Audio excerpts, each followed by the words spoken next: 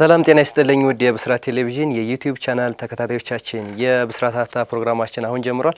በዛሬ የብስራት ሀታ ፕሮግራማችን በአሰልጣኝ ይታገሱ እንዳለ ቅጣት ዙሪያ ቅጣቱ ለምን ተጋነነ በሚለው ዙሪያ አንዳንድ ሀሳቦችን እያነሳን ቆይታ የምናደርግ ይሆናል። ፕሮግራሙ አዘጋጅተን ወደ እናንተ በማቅረቡ መላኩ ወልደሰንበትና እኔ አንተነህ ታረቀ ከመላው የስቱዲዮ ባለሙያዎች ጋር በጋራ በመሆን አብረን ቆይታ የምናደርግ ይሆናል። እስከ ፕሮግራማችን ፍጻሜ ድረስ አብራችሁን ቆዩ። መሌ እንዴት አለ? ሰላም ሁሉ ሰላም ይመስገን።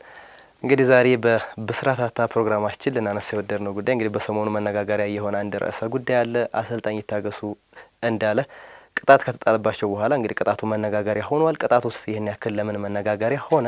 ቅጣቱስ እንግዲህ በቅጣቱ ሁኔታ ያሉ በዙሪያው ያሉ ሀሳቦችን አንዳንድ ሀሳቦችን እያነሳን ቆይታ የምናደርግ ይሆናል። እንግዲህ ሎጂካል ሆነን ያሉትን ነገሮች ለማንሳት እንሞክራለን። እኛ እንግዲህ ምናልባት በቦታው ስላልነበርን ቅጣቱ እንዲህ ነበር እንዲህ መሆን ነበረበት እንዲህ የሚለውን ነገር ባናነሳም ግን ያሉትን እውነታዎች ግን ለማሳየት እንሞክራለን በቆይታችን ማለት ነው። እንግዲህ አሰልጣኝ ይታገሱ እንዳለ በኢትዮ ኤሌክትሪክ ጨዋታና በኢትዮ ኤሌክትሪክ እና ድሬዳዋ ከተማ ባደረጉት ጨዋታ ላይ እንግዲህ የተነሱ ውዝግቦች ነበሩ። እንግዲህ ይሄ ጨዋታ እንደነገሩ ተራዘመ።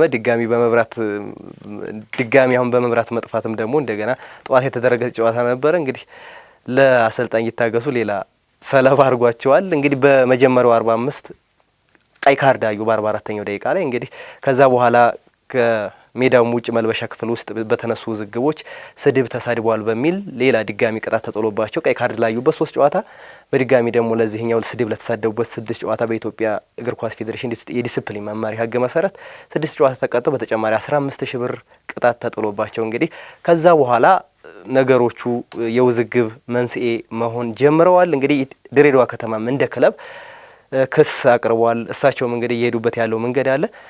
ለሁሉም እንግዲህ እንጠቅለል አድርገን ለምን እዚህ ድረስ የውዝግብ መንስኤ ሊሆን ቻለ፣ ውዝግቡስ እንደዚህ ሊካረር እንደተቻለ የሚለውን ጉዳዮች እያነሳን ቆይታ የምናደርግ ይሆናል። መሪ እንግዲህ የይታገሱ እንዳለ ጉዳይ እንግዲህ ሰሞኑን ዋነኛ የመነጋገሪያ ርዕስ ሆኖ ቆይቷል። ጉዳዩ ከዚህ በፊት ከተከሰቱ ክስተቶች የተለየ ተብሎ ሊባል የሚችል ክስተት አይደለም።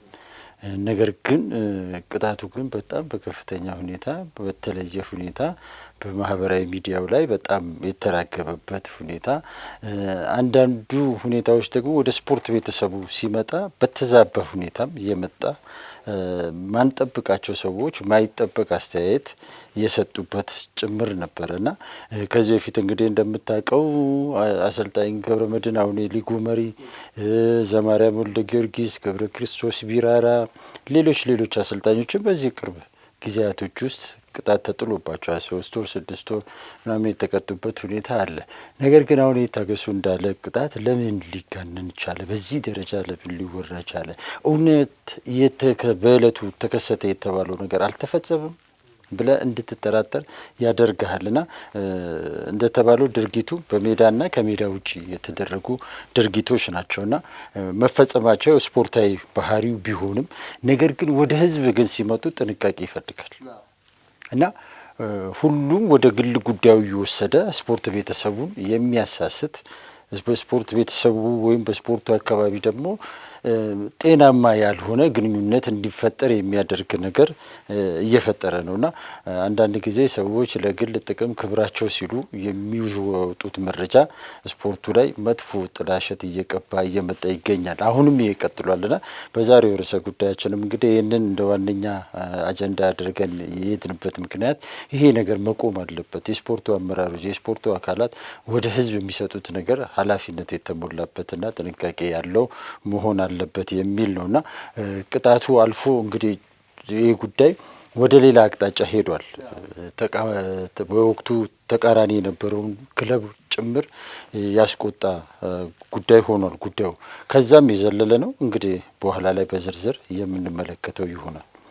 እንግዲህ መጀመሪያም እንዳነሳው ነው ማለት እንግዲህ ቅጣቱ አዲስ ነገር ሆኖ አይደለም። እንግዲህ እንዳነሳቸው አሰልጣኞች ከዚህም በፊት ከዚህ በላይ ከበድ ያለ ቅጣት የተቀጡ አሰልጣኞች አሉ። እንግዲህ እነ ገብረመድህን ኃይሌ፣ ዘማሪያም ገብረ ክርስቶስ ቢራራም በተመሳሳይ ከ3 ወር እስከ 6 ወር የሚደርስ ቅጣት ተጥሎባቸው እንደነበረ የምናስታውሰው ጉዳይ ነው። እንግዲህ ግን ይሄኛው ቅጣት ደግሞ ምናልባት ሚኒመም የተባለው ነው 9 ጨዋታ ቅጣትና 15,000 ብር ሚኒመም የተባለው ነው እንግዲህ በዲሲፕሊን መመሪያው እንዳየ ነው እና ከዚህ አንጻር ነገሩ ከዛ በላይ መስመር የሳተበት መንገድ ምን ሊሆን ይችላል የሚለው ነው አሁን አነጋጋሪ ሆኖ እየቀጠለ ያለው።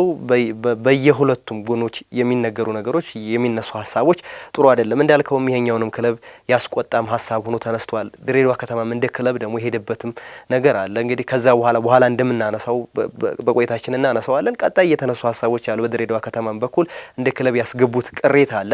እሱም ሆኖ ይህንን አንዳንዴ መስመሩን ሊስት ይችላል። ግን ደግሞ መጀመሪያ አሁን መነሳት ያለበት ጉዳይ አሰልጣኝ እንደ አሰልጣኝ ሚናው ምንድነው፣ ዳኛ ደግሞ እንደ ዳኛ ሚናው ምንድነው የሚለው ነገር ነው እዚህ ጋር መነሳት ያለበት። ምንም ይሄ በእግር ኳስ ላይ የሚያጋጥም ነገር ነው። ዳኛ በጊዜው የሚሰጠው ሙሉ መብት አለው። እዛ ሜዳ ላይ የመቆጣጠር ሙሉ መብት አለው። የሚሰጣቸው ውሳኔዎች አሉ። ሊያስከፉ ይችላሉ፣ ሊያስደስቱ ይችላሉ። በአንድም በሌላም ዳኛ ፍጹም ይሆናል ተብሎ አይታሰብም። ብዙ ስህተቶች ሊኖሩ ይችላሉ። እነዛን ስህተቶች ግን ከዛ በኋላ አራግቦ ደግሞ ሌላ ይህን ያክል ነገሩ ወጥቶ እንዲሄድ የሚያደርጉ ሀሳቦች ሊነሱ የቻሉበት ምክንያቱ ምንድነው የሚለውን እንግዲህ በዝርዝር እንመልከተው እስኪ። ዳኛው መጀመሪያ ጨዋታውን ሲያጫውቱ ከነበረ በኋላ ከዛ በኋላ የተነሱ ሀሳቦች አሉ። ቀይ ካርድ ካሳዩ በኋላ ከዛ በኋላ ነው እንግዲህ የመልበሻ ክፍሉ ላይ የተነሱት ሀሳቦች ነው እንግዲህ ለቅጣቱም ትልቅ ቅጣትም እንዲዳረጉ ያደረጋቸው አሰልጣኝ ይታገሱንና ከዛ አንጻር የአሰልጣኙስ ሚና ምን መሆን ነበረበት በጊዜው። ደግሞም ደግሞ ኢንተርናሽናል ዳኛ ቴዎድሮስ ምትኩስ በዛ ሜዳ ላይ በነበራቸው ሁኔታስ ምን ነበር ማድረግ የነበረባቸው የሚለውን ነገር እናንሳው ማለት እንግዲህ አሰልጣኝ ይታገሱ እንዳለ መጀመሪያ ላይ የተሰጠ ቅጣት ምት ነበረ። የተሰጠ ቅጣት ምት ተገቢና ትክክል አይደለም፣ በሕጉ መሰረት ይችላል የኔ ተጫዋች ነው ያሉት። በዛ ጊዜ ላይ ባደረጉት ቅሬታ ተቃውሞ ቢጫ ካርድ ሰጧቸው ነው። እንግዲህ ያ ጥፋት ሲጠፋ እንግዲህ ለመቃወምም ለመደገፍም አሰልጣኞች የተፈቀደላቸው ኤሪያ አለ እና አሰልጣኝ ይታገሱ በዛን ወቅት ላይ ከዛ ኤሪያ ውጪ ሄደዋል። በኋላ ምስሎችም ወጥተዋል። በቀጥታም ተናግረዋል። ተይዘው ነው የመጡት ወደዚህ ቦታ ላይ እና በዛ መሀል ላይ ንግግሮች ሊፈጠሩ እንደሚችሉ ግልጽ ነው። ተናግረውኛል ነው ያለው አሰልጣኝ ዳኛው። እሳቸው ደግሞ እሱ ነው የሚያውቀው። ከጨዋታው በኋላም ኢንተርቪው ሰጥተዋል። አሰልጣኝ ይታገሱ እሱ ነው የሚያውቀው ብለው ለመናገር አልፈለጉም። ነገር ግን ንግግሮች ሊኖሩ እንደሚችሉ ግን ግልጽ ነው። ብዙ ጊዜ አሁን እኛ ሀገር ችግር የሆነው አሰልጣኞች በተለይ ከዳኝነት ጋር ተያይዞ ሜዳ ላይ የመጨረሻውን ዳኛው ሲመዝ ከሰጠው ካርድ ነው በኋላ እነሱ የፈለጉትን ነው የሚነግሩ። ሁሉ ጊዜ ራሳቸውን ጥፋተኛ ሳይሆን አሰልጣኝ ዳኛውን ጥፋተኛ የማድረግ ነገር ነው። በሀገራችን ዳኞች እንግዲህ ዳኞቹንም አሰልጣኞቹንም እቀርባለሁ። በእርግጥም ሜዳ ውስጥ ዳኛ የሆነ ተጫዋቹንም ሆነ አሰልጣኙ ፕሮቮክ ሊያደርግ የሚችል ንግግር የሚናገሩ ዳኞች እንዳሉ ግልጽ ነው፣ ይታወቃል። ግን መረጃ የለም። ገብቷል? መረጃ የለም። ስለዚህ አሰልጣኞችም ሆኑ ዳኞች ሁሉ ጊዜ በቀይ ካርድ ከወጡ በኋላ ዳኛው ተናግሮኝ ነው፣ ዳኛው እንደዚህ ብሎኝ ነው፣ ዳኛው ነው እንደዚህ ያደረገኝ ምናምን የሚሉ ነገሮች ይሰማሉ። እኔ ካንተ ስህተት ልማር ይገባል ብዬ አምናለሁ። የግድ እኔ ላይ እስኪፈጸም ድረስ መጠበቅ የለብኝም። ስለዚህ በበቀደሙ ጨዋታም አልቢትር ቴዎድሮስና ይታገሱ እንዳለ ሜዳ ላይ እንደተነጋገሩ ምንም የሚያጠራጥር ነገር አይደለም። ግን ምንም ሆነ ምን የአሰልጣኙ የዳኛው ውሳኔ ነው። ስለዚህ አሰልጣኝ ይታገሱ በትዕግስት ሊያልፈው ይገባ ነበር። መልሷል። እዛ ላይ ባየው ነገር በምልልሱ ነው። አሁን መጀመሪያ ላይ ከቴክኒካል ኤሪያ ወጥቶ የፈጸመው ስህተት አለ። ከዛ በኋላ ደግሞ ንግግር ተናግሮኛል ነው አስወጥቶታል። ከወጡ በኋላ ደግሞ አሁን ከባዱ ቅጣቱ እንዲያውም ከበድ ያለው እኮ ከዛ በላይ በመልበሻ ቤት አካባቢ የተፈጠረው ነገር ነው። ቀደም ሲል እንዳልከው እኛ በወቅቱ እዛ አልተገኘንም። ነገር ግን የኛ የቅርብ ሰዎች ግን መረጃውን በቅርብ ይከታተሉ ነበር። በርካታ ታማኝ ምንጮች አሉኝ። ከነሱ ጋር በተለያየ አቅጣጫ በጉዳዩ ዙሪያ አውርቻለሁ። ነገር ግን አሰልጣኝ ዳኛው ይታገሱን ከጨዋታው በኋላ ወደ ውስጥ እንዲገባ ተደርጓል። ውስጥ ኮሪደር ላይ ይጠብቅ ነበረ። ዳኛው ደግሞ ከግብ ጠባቂው አሰልጣኝ ጋር እየመጡ ነበረ፣ እየተነጋገሩ እየተረዳዱ ነበረ። ነገር ግን በዛ መሀል ላይ ይታገሱ የሆነ ቃል ወረወረ። ከዛ በኋላ እዛ አካባቢ ላይ ከፍተኛ ሊባል የሚችል ግርግር ተነስቷል። ይሄ ነገር ብዙ ጊዜ በቀይ ካርድ በሁለት ቢጫም ሆነ በቀይ ካርድ የሚወጡ ተጫዋቾችም ሆነ አሰልጣኞች ከወጡ በኋላ እዛ ኮሪደር ላይ እንደዚህ አይነት ግርግሮች ህዝብ የማያየው ለህዝብ ቢነገር ሊያሳፍር ሊያሳዝን የሚችል ክስተቶች ብዙ ጊዜ ይከሰታሉ።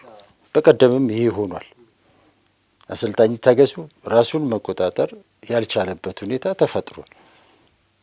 በዛ መሀል ከዳኛው ጋር ብዙ ምልልሶች ነበሩ። በገላጋይ ነው የተለያዩት። ያው መያያዝ ባይችሉም ግን ተፈጥሯል ለጸብ የሚጋብዝ ነገር። መጨረሻ ላይ እንዲያውም በወቅቱ እዛ አካባቢ ላይ ሊገኙ ማይችሉ ሰው ተገኝተዋል። አሰልጣኙ ውበቱ አባተ እዛ ኮሪደር ላይ ነበር። መጨረሻ ላይ እንዲያውም ግርግሩን ያበረደው እሱ ነው። ይታገሱን ይዞ ወደ ሌላ ቦታ እንዲሄድ ተቆጥቶ ገስጦትም ወደ ተረጋግቶ ወደ ሌላ ቦታ እንዲሄድ ያደረገበት ሁኔታ አለና በዛች ወቅት ላይ የተፈጠረ ነገር ጉዳዩን የበለጠ እንዲሰፋ እንዲከር አድርጎታል። በዛ ምክንያት ነው እዛ ጋር እንግዲህ ስሜታዊ ስትሆን የምትናገረውንም የምታደርገውንም ላታቅ ትችላለህ። ስለዚህ በዛ ሰዓት ዳኛው ብቻ አይደሉም ሪፖርት የሚያደርጉት እኮ በምን መሰረት ኮሚሽነር አለ፣ የውድድር ደግሞ አመራሮች አሉ። እነዛም ይሰማሉ። ይግድ አሁን ብዙ ጊዜ ተጫዋቾችም አሰልጣኞችም እዛ ጋር ከገቡ በኋላ ስሜታቸውን ይገልጻሉ። በተደጋጋሚ ጊዜ እኔ እዛ ጋር ስለምገኝ ይገጥመኛል። ስለዚህ በዛ ጊዜ ለምትናገራት ነገር በፊት ዳኛውና ኮሚሽነር ከሌለ ምንም አትባልም። አሁን ግን የውድድር አመራሮች ስላሉ እነሱ ከሰሙክ ጭምር ያስቀጠዋል፣ ሪፖርት ያደርጉባል፣ ወይም ቅጣት ላይ ተጽዕኖ ያደርጋሉ እነሱ። ስለዚህ ታዛቢዎች አሉ እዛ ጋር። ስለዚህ ጉዳዩ እዛ ውስጥ ሜዳ ላይ ከተፈጠረው በላይ ከባድ ያደረገው እዛ ጋር የተፈጠረው አለመግባባቶች ናቸው። የቃላት ምልልሶች ናቸው። አንዳንድ ቃላቶቹን እዚያው ሚዲያ ላይ መናገሩ ተገቢም የሚመጥንም ነገር ስላልሆነ ነው እንጂ መናገር ይቻላል። ዞሮ ዞሮ ቅጣቱ የተለየ ነገር ከባድ ሆኖ አይደለም። ነገር ግን ከሚገባው በላይ ግን አሰልጣኝ ይታገሱ እንዳለ ምንም ሆነ ምንም ከጨዋታው በኋላም ስህተት እንደፈጸመ ተናግሯል። የተናገረበት ያመነበት ሁኔታ አለ። ይሄ በጣም በጣም ጥሩ ሊባል የሚችል ስህተት ሰርቻለሁ ብሎ ማለት የሚያስመሰግነው የሚያስከብረው ነው። ነገር ግን ከዛ በላይ ግን ያደረገው ነገር ደግሞ ለይታገሱ እንዳለ የሚመጥነው አይደለም። በደንብ አውቀዋለሁ። እንዲህ አይነት ባህሪ ከዚህ በፊትም በሜዳ ላይ በተለይ አሳይቶ አያውቅም።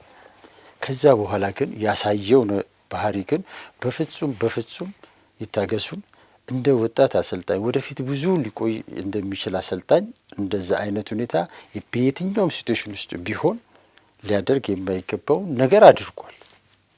ይሄ በትክክል ሊነገረው ይገባል። ከዚህ ሊማር ነው የሚገባው። ይታገሱ እንዲህ አይነት ስህተት ሊፈጽም እንደሚችል ግልጽ ነው። የወጣትነት ዘመኑ ነው። በቃ አሁን ይታገሱ ገና በዋና አሰልጣኝነት 3ኛ ዓመቱ ላይ ነው። አዲስ አሰልጣኝ ነው። ስለዚህ አሁን በዚህ ሙያ ወደፊት ትልቅ ደረጃ የመድረስ ፍላጎት አለው። አዲስ ቤት ነው የገባው። አዲስ ቻሌንጅ ነው እየገጠመ ያለው። ስለዚህ በሱ ቦታ ሆነ ስታየው ነገሮችን መቋቋም ሊከብዳል። አሁን እኔ እንደምናገረው ምናምን ቀላል አይደለም። ገብቷል። ከዚህ በላይ ግን ፈተና ሊጠብቀው እንደሚችል ግልጽ ነው። ምንጊዜም ስታድግ ወጣት ስትሆን ምናምን ሚዲያው እንደፈለገ ላይደግፍ ይችላል። ዳኞቹ ላይቀበሉክ ይችላሉ። ተመልካቹ፣ ደጋፊው ማን ነው ይሄ ምንድን ነው ልምድ የለውም እንደዚህ ነው ምናምን ብዙ ቻሌንጆች ወጣት አሰልጣኞችን ይገጥማቸዋል። ያ እዛ ሽግግር ላይ ነው ያሉ ይታገሱ።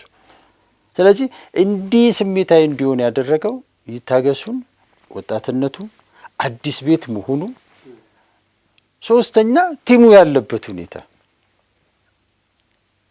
ምንም ሆነ ምንም አሁንም የመትረፍ ምን የማድረግ እድል ቢኖረውም ነገር ግን ድሬዳዋ ከተማ ይታገሱ ሲጀምርና አሁን ያለው ሁኔታ አንድ አይደለም። ስለዚህ በሚፈለገው ደረጃ ቲሙ መሄድ አልቻለም። ስለዚህ እነዚህ ነገሮች ተደማምረው እዛ ጋር የተፈጠረውን ነገር እንዳይቋቋም አድርጎታል ብዬ አምናለሁ። ዝም ብሎ አቅዶ አልሞ ምናምን ያደረገው ነገር አይደለም። ጫናዎቹ በራሳቸው ተጽዕኖ የፈጠሩበት ነገር ነው። በቃ ጫና ውስጥ ነው ያለው።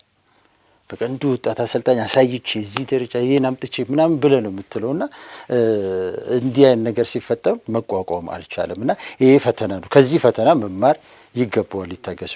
ነገር ግን አሁን ማህበራዊ ሚዲያው ላይ ስትመጣ ግን አንዳንድ የቅርብ ብለን የምንላቸው ሰዎች አንዳንድ በሚዲያ ደረጃ ያሉ ሰዎች ወጥተው የሚናገሩት ነገር ግን ይታገሱን አይጠቅምም። ይታገሱን አይጠቅምም፣ የትም አያደርሰው። ይታገሱን እንዲህ ብለህ በማለትህ አልተሳሳትክም ብለህ በማለትህ ይታገሱ ትልቅ ሊሆን አይችልም፣ አይለወጥበትም። ይታገሱ እንደዚህ አይደለም፣ እንደዚህ አናውቀውም፣ እንደዚህ ያው አይታወቅም፣ ግን አድርጓል። ከራሱ በእሱ እኮ ያመነውን አንተ ለምን ትክዳለህ? ቅጣቱ ተጋኗል፣ ምን ብሏል? እሱ ሌላ ጉዳይ ነው። በቃ ግን ጥፋት ተፈጽሟል አልተፈጸመም፣ ይታገሱ። በቃ ቅጣቱ አንድም ጨዋታ ይሁን ያስቀጣው። እኔ አሁን 9 ሆነ 6 ሆነ 7 ሆነ እሱ አይመለከተኝም። የጥፋት ትንሽ የለውም። በቃ ተቀጥቷል። አንድም ጨዋታ ቢሆን የሚያስቀጣ ጥፋት ፈጽሟል። ለዛ ይቅርታ መጠየቅ አለበት፣ ክለቡንም ራሱን። በተረፈ ያንን ጥፋት ያንን እንትን ወደ ሌላ ለማላከክ መሄድ ምንም አይጠቅም። በወቅቱ የነበረው ዳኛ ቴዎድሮስ የሚታወቅ ባህሪ ነው ያለው። ይታገሱን እንደውም እኔ በጣም ማዝንበት የሚታወቅ ሰው ቴዎድሮስ እየታወቀ ቴዎድሮስ እንደሌላው ዳኛ ተረጋግቶ እንትን ሊያደርግ የሚችል አይደለም። እሱም ስሜት ወጣት ነው። እሱም ስሜታዊነት አለበት። ስትመልስለት ይመልስልሃል። ሊያርም ሲመጣ አግሬሲቭ ሆኖ ነው የሚያርም ቴዲ። በቃ ጥሩ ዳኛ ነው፣ ሁሉ ነገር አለው። ነገር ግን ጌም ማኔጅ ማድረግ ላይ ግን ችግር አለበት። ይሄ ደግሞ የሆነው ደግሞ እዛ ዘርፉ ላይ አካባቢው ላይ ያሉ ሰዎች ይሄ ልጅ ሊያግዙት ሊረዱት አልቻሉ። በብዙ መልኩ ሊታገዝ የሚገባ ልጅ ነው። ታላላቅ ዳኞች አሉ በኢትዮጵያ በአህጉር ደረጃ ያጫወቱ። እነዚህ ዳኞች ግን ይሄ ልጅ ሊያርቁት መስመር ሊያስይዙት አልቻሉ። ስለዚህ በተደጋጋሚ ጊዜ ይሄ ልጅ አሁን ላይ ሰለባ የሆነ ያለ ልጅ ነው። አሁን ከፍተኛ ጫና ውስጥ እንዳለ እወቅ። አልቢትር ኮሚቴውን ብለህ የምትለው ሊጠብቁት አልቻሉም። ከዚህ በፊት ተናግሬያለሁ። አንዳንድ ጊዜ በድሮ ጊዜ ዳኞች ሲመደቡ አካባቢያቸው የት ነው፣ ቅርበታቸው ምንድን ነው ምናምን እየተባለ በጣም ይፈተሹ ነበር። ለምን? ጨዋታውን ሴቭ ለማድረግ ነፃ ለማድረግ ዳኛውን ነፃ ለማድረግ ራሳቸውን ነፃ ለማድረግ ብዙ ርቀቶች ትሄዳል።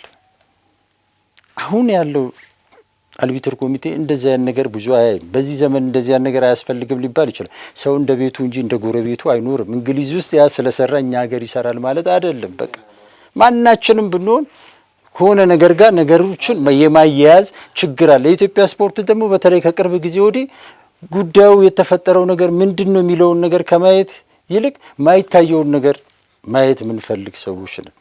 አሁን ከጨዋታው በኋላ በጨዋታው ወቅትም የድሬዳዋ ቡድን አባላት ይናገሩ ነበር ሜዳ ላይ የዘሪሁን ሸንገታ ጎረቤት ስለሆንክ የዘሪሁን ሸንገታ ሰፈር ልጅ ስለሆንክ ምናምን እያሉ ዳኛውን አቢዩዝ ያደረጉት ነበር።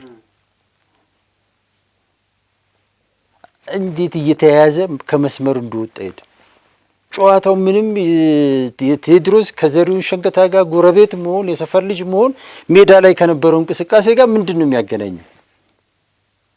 ምንድን ነው እስቲ በእንቅስቃሴ የነበረው ነገር ሜዳ ላይ የነበረው እውነት ያ ነው።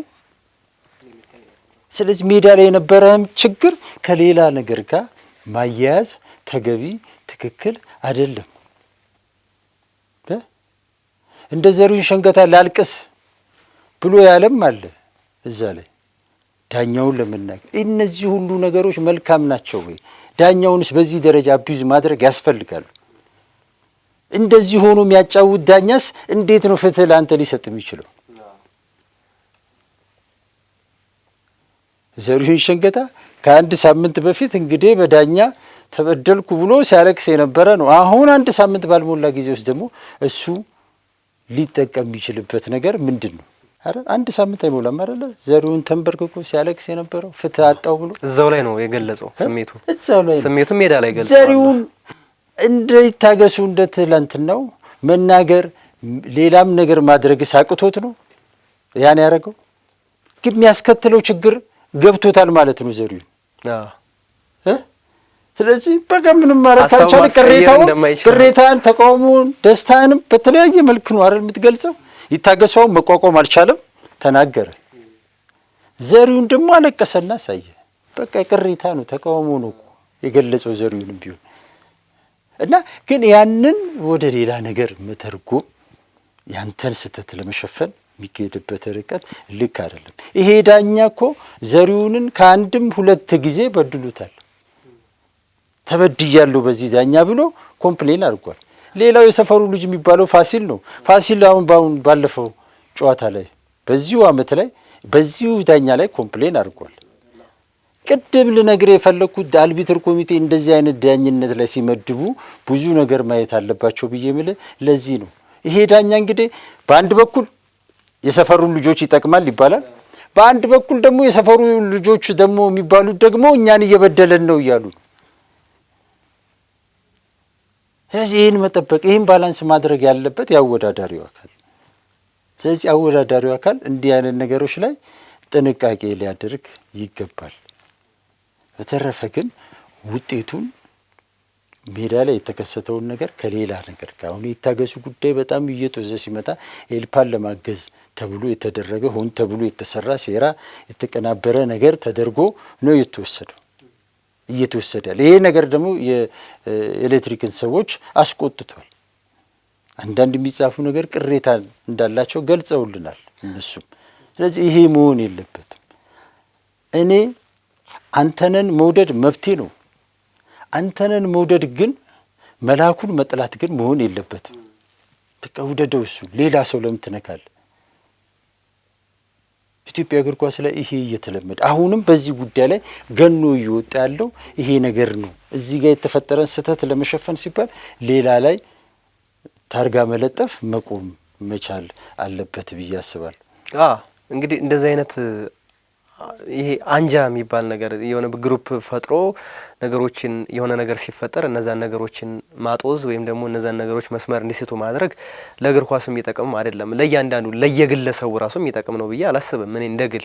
ምክንያቱም አሁን በዳኝነት በኩል የሚነሱ ጥያቄዎች ምንም እንትን ናቸው ብዬ ነው አዲስ ነገር አይደሉም ብዬ ነው የማስበው። ማለት ዳኛ ነው፣ እዛ ላይ የሚፈጥራቸው ነገሮች አሉ፣ ስህተቶች ይፈጠራሉ። እነዛን ስህተቶች የምታቀርበው ደግሞ ህጉን ተከትለህ ይግባኝ ልትል ትችላለህ እኮ፣ ቅሬታ ልታስገባ ትችላለህ። ማስገባት የምችለው ቦታ ላይ ማስገባት አለብህ እንጂ በእንደዚህ አይነት መንገዶችን መፍትሄ ያገኛለሁ ማለት እኔ በምን መንገድ እንዳሰቡት ራሱ አላውቅም። ስለ ጻፍክ ወይም ደግሞ አንጃ ፈጥር የሆነ ነገሮችን ስላጣዟት የሚመጣ ለውጥ ይኖራል ተብሎም አይታሰብ። እዛ ስለጻፈ ምንም የሚመጣ ለውጥ የለም። አሁን ይቀነሳል። እዛ ስለተጻፈ እኮ አሰልጣኝ ይታገሱ ላይ የሚቀነስላቸው ነገር የለም ወይም ደግሞ የሚጨመርላቸውም ነገርም የለም። ስለዚህ እነዛን ነገሮች መረዳት ነው። ስህተቶች ተፈጥረዋል፣ እሳቸውም አምነዋል። የተፈጠረው ስህተት ነበረ፣ ፕሮቮክ አድርጎኛል ነው ያሉት። ፕሮቮክ ስላደረጉኝ በሰዓቱ የተናገርኳቸው ነገሮች አሉ አሉ። ኦኬ፣ ስለዚህ ስህተት ፈጥረዋል ማለት ነው። መናገር አልነበረባቸው። እሱ ነው ካሁን የሚገርመው ማህበራዊ ሚዲያው ላይ እየተራመደ ያለው። ማራመዱ ደግሞ ርቀት ያላቸው ሰዎች ደግሞ ቢያራምዱ ደስ ይላል። አንዳንድ ጊዜ እዛው ስፖርቱን በቅርብ እናውቃለን ብለን የምንላቸው ሰዎች ጭምር ነው ወጥተው አላስፈላጊ የሆነ ነገር ቢናገሩ። ይሄ ለስፖርቱ አይጠቅምም። የሚታዘበን የምንተዋውቀው እኔ 1 ሚሊዮን ሰው ስላዳመጠኝ አይደለም። አንድም ሰው ቢያዳምጠኝ ለዛ ሰው ክብር መስጠት ቦታ መስጠት አለብኝ። ኃላፊነት በተሞላው ሁኔታ መጻፍ መናገር ያስፈልጋል። ሰልጣኝ ታገሱም ሲናገር ዳኛውም አመራሩም ሲሆን የምትናገረው ነገር ኃላፊነት የተሞላው ነገ ሊጠቅም። በስሜት ባለማወቅ ልንሳሳት እንችላለን። መሳሳት ምንም ችግር የለውም። ነገር ግን በስህተት ላይ ስህተት መስራት ግን ከባድ ነገር። ስህተትን በስህተት አታርምም። አሰልጣኝ ታገሱ አሁን ብሏል፣ ፕሮቮክ አድርጎኛል። አዎ፣ ነገር ግን ስህተትን በስህተት ስላረመ ግን አደጋው መልሶ እሱ ላይ ነው የከፋ የሆነው። ስለዚህ ሌሎች አሰልጣኞችም አሁን ከዚህ መማር አለባቸው። በቃ የአሰልጣኝ አንዱ ብቃት አንዱ መለኪያው ሁኔታዎችን ተቋቁሞ መውጣት ነው። ጫናዎችን መቋቋም ነው። በቃ የመለኪያ ነው ያሰልጣኝ። ዳኛ ይሁን የራስ ተጫዋች ይሁን አሁን በዛ ጨዋታ ላይ በመጀመሪያ 10 ደቂቃ የድሬዳዋ ከተማ ቡድን ምን ነበረ? እንደ ቲም ካየው አያበሳጭም? አያናድድም? የሁሉም ችሎ ነው እኮ የምትሰራው። አረ በራስ ቶ በሌላው በዳኛው አይደለም እኮ ይታገሱ። በመጀመሪያው 10 ደቂቃ ላይ በራሱ ልጆች እያረረ ነበር አይደል?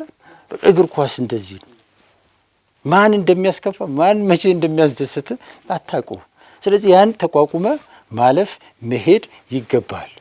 አሁን ይታገሱ ሜዳ ውስጥ ስለሆነ ብዙ ነገር ተሸክሞ ስለሚቆም በዛ ውስጥ ሆኗል ብለን እንላለን። አሁን የክለቡ አመራሮችም ከዛ በኋላ የሰጡት ይግባኝ ሲጠይቁ ከዛ በኋላ የክለቡ ደጋፊዎቹ ሚዲስ እየሰጡ ያሉት አንዳንድ ከነሱ የሚወጡ መረጃዎች አሉ። እነዛም ቢሆን ተገቢና ትክክል ነው።